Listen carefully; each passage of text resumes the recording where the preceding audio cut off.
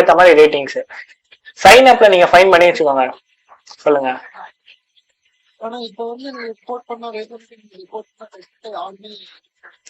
அது ஏன்னா இம்பாக்ட் ரொம்ப இம்பார்ட்டன்ட்.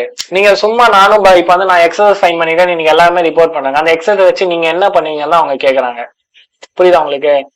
அதுதான் இங்க நல்லா பாருங்க. நான் ஒரு மெத்தடுக்கும் நான் வந்து இங்க இம்பாக்ட் கொடுத்துருங்க பாருங்க. இப்ப சைன் அப்ல கண்டுபிடிச்சா சைன் அப்ல வச்சு நம்ம என்ன பண்ணலாம்? சைன் அப்ல வந்து நான் வந்து நிறைய அக்கௌண்ட் இப்ப என்னால கிரியேட் பண்ண முடியுதுன்னு வச்சுக்கோங்க. ஒரே செகண்ட்ல என்னால 100 அக்கௌண்ட் கிரியேட் பண்ண முடியுதுன்னா ஒரு 2000 அக்கௌண்ட் வந்து நான் 2 மினிட்ஸ்ல நான் கிரியேட் பண்ணேன்னு வச்சுக்கோங்களேன். 2 மினிட்ஸ்ல நான் கிரியேட் பண்ணேன்னா அப்ப 2000 அக்கௌண்ட் வந்து ஒரு லார்ஜ் டேட்டாவோ அது ஒரு டேட்டா பேஸ்க்கு.